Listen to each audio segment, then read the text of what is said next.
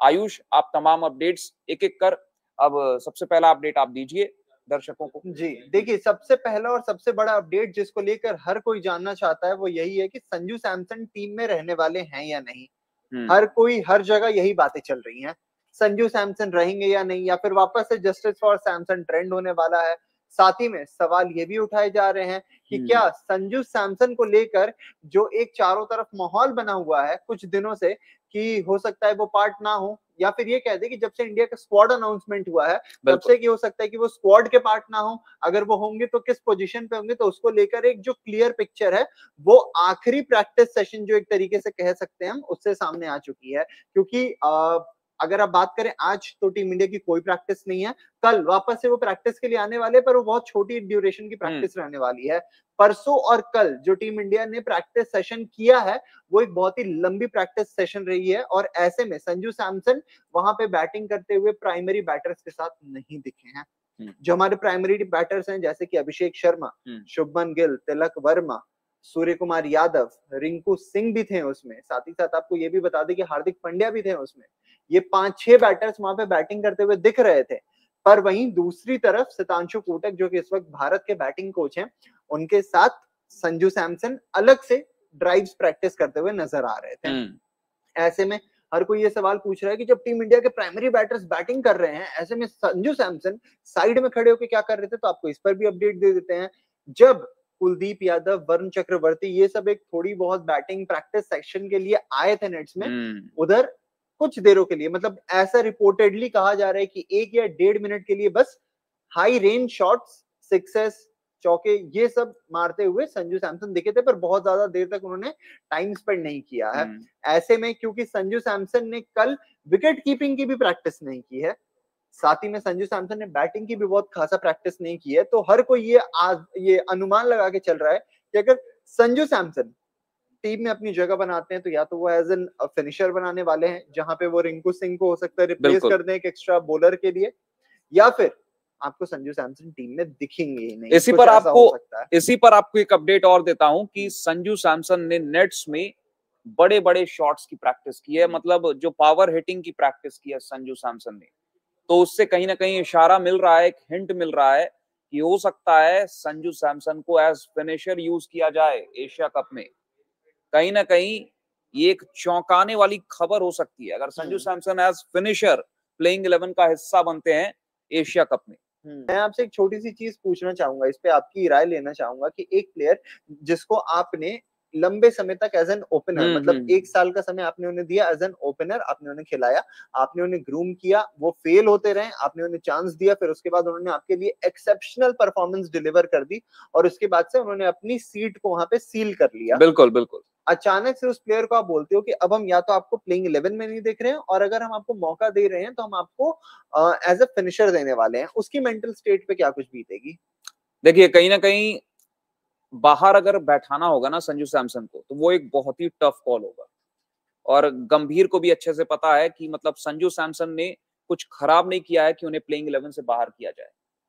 इक्का दुक्का मैच तो किसी का भी खराब जाता है। अब लास्ट जो सीरीज गई थी इंग्लैंड के खिलाफ संजू सैमसन की, वो कुछ खास नहीं गई थी। जोफ्रा आर्चर के बनी बन गए थे संजू सैमसन, लगातार बाउंसर पे जोफ्रा आर्चर उन्हें आउट किए जा रहे थे। लेकिन इसका मतलब ये नहीं है कि संजू सैमसन कहीं से भी खराब बैट्समैन हो जाते हैं। आईपीएल में भी वो इन एंड आउट रहे क्योंकि इंजरी उनको थी, और ऐसे में संजू सैमसन उस इंजरी से रिकवर भी कर रहे थे। जिस मैच में खेल रहे थे तो कई मैचों में उन्होंने बतौर इम्पैक्ट प्लेयर भी टीम में जगह बनाई। वैभव सूर्यवंशी ने जिस तरह का खेल दिखाया, तो संजू सैमसन नंबर 3 पर भी खेले राजस्थान रॉयल्स के लिए। तो ऐसे में देखते हुए संजू सैमसन के हालिया जो परफॉर्मेंस को अगर देखा जाए, जो उन्होंने किया है टीम इंडिया के लिए, मैं बात कर रहा हूं इंटरनेशनल क्रिकेट की परफॉर्मेंस की, T20Is में जो उनका ट्रैक रिकॉर्ड रहा है ना बीते 4-5 महीने 1 साल के अंदर, उसको देखते हुए बाहर बैठाना तो बहुत टफ कॉल होने वाला है। और कहीं ना कहीं इस वजह से भी ये सोचा जा रहा है कि कहीं भी संजू सैमसन को फिट किया जाए। तो ऐसे में जगह बन रही है एज फिनिशर, जितेश शर्मा की जगह बन रही है उनकी, तो ऐसे में एज फिनिशर संजू सैमसन को एक्सपेरिमेंट करते हुए टीम में जगह मिल सकती है। जी हाँ, तो कहीं ना कहीं अब ये है कि अब पावर हिटिंग की प्रैक्टिस संजू सैमसन ने की है, तो ये हिंट मिल रहा है इससे काफी हद तक। तो मैं आपसे यही पूछने वाला था, क्योंकि मैंने ये स्टैट्स कल भी रखे थे, मैं आज भी वापस से उसे दोहराना चाहता हूँ कि अगर आप आईपीएल की बात कर ले तो वहां पे 150 प्लस की स्ट्राइक रेट स्पिनर्स के खिलाफ, और वहीं अगर आप इंटरनेशनल क्रिकेट की बात कर ले, जो कि भारत की तरफ से उन्होंने साल 2023 के बाद किया हुआ है, उसमें संजू सैमसन की जो स्पिन के खिलाफ स्ट्राइक रेट है वो 187 की है, देखिए which is a fabulous strike rate. और नीचे से आके पावर हिटिंग करके वो कहीं ना कहीं जो कुलदीप यादव और वरुण चक्रवर्ती की आपकी टेल है, और साथ ही में हार्दिक पांड्या, अक्षर पटेल, आपकी वाली जो मिडिल ऑर्डर है, उनके बीच एक ब्रिज बन सकते हैं, है ना।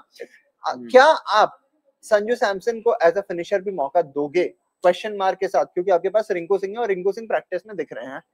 देखिए आपकी बात को आगे बढ़ाते हुए ही आपके सवाल का जवाब दूंगा। तो इसका जवाब सिंपल सा है कि इसमें तो कोई डाउट नहीं है कि संजू सैमसन जो है ना, लो एंड स्लो पिचेस पर भी बहुत इफेक्टिव साबित होने वाले हैं, क्योंकि संजू सैमसन जो है ना वो मतलब इन पिचेस पर खेलने के आदी हैं। उनके लिए एकदम टेलर मेड कंडीशन होगा यूएई में जो कंडीशन मिलने जा रहा है। तो ऐसे में संजू सैमसन को आप एज फिनिशर भी ट्राई कर सकते हो, इसमें कोई मतलब आपको नुकसान नहीं होगा, क्योंकि संजू सैमसन की जो एबिलिटी है स्पिनर्स के खिलाफ वो मतलब जग जाहिर है, सबको पता है। एक छोटी सी एडिशन इसमें कर दूं, जो अभी अभिषेक ने कहा कि टेलर मेड कंडीशन है, उसके लिए मैं आपको बता दूं, he has always played on the southern pitches, यानी जो चेपॉक चेन्नई के पिचेस है, और वो सारी जो पिचेस है वो हमेशा से स्पिन फ्रेंडली रही हैं। वैसे वो हैं केरला की, तो केरला में भी पिचेस ऐसी ही होती हैं, साउथ वही में मैं कह रहा हूँ मेनली साउथ में वो लोकल वो है ना साउथ के लिए। तो साउथ में क्योंकि आपने देखा है कि वो शाम के बाद फिर गर्मी बढ़ जाती है, बिल्कुल और वहां पे फिर ड्यू फैक्टर आ जाता है, काफी कुछ हो जाता है। ये टेक्निकल एस्पेक्ट है जो आयुष आपको बता रहा है। वहां पे स्पिनर्स जब प्ले में आ जाते हैं ना, तो कुछ वैसे ही आपको यूएई में भी दिखने वाला है, जहां पे आपको स्पिनर्स प्ले में दिखेंगे। तो क्योंकि संजू सैमसन ने अक्सर जो लो एंड स्लो पिचेस हैं इस पे अच्छा मतलब बहुत ही ज्यादा समय भी बिताया, और जब भी मौका मिला अच्छा भी खेला है, बिल्कुल, तो उनके लिए टेलर मेड कंडीशन इसलिए बोला जा रहा है। अब आप कंटिन्यू कर सकते हैं। और बाकी अब देखिए, अब तो 10 तारीख को ही पता लगेगा टॉस के वक्त कि संजू सैमसन प्लेइंग 11 का हिस्सा होंगे या फिर संजू सैमसन को बेंच पर बैठना पड़ेगा। लेकिन अब यहाँ तक जो अभी समझ में आ रहा है ना, जो प्रैक्टिस सेशन को हमने देखा है, उसको देखते हुए जो समझ में यही आ रहा है कि संजू सैमसन को बाहर नहीं बैठाया जा सकता है, क्योंकि परफॉर्मेंस कुछ इस तरह का रहा है ना। आप लगातार बैक टू बैक 2 सेंचुरी मारते हो, 4 महीने के भीतर भीतर आप 3 सेंचुरी ठोक देते हो 2 सीरीज के अंदर अंदर, तो ऐसे में आपको मतलब डिस्कार्ड तो नहीं किया जा सकता है।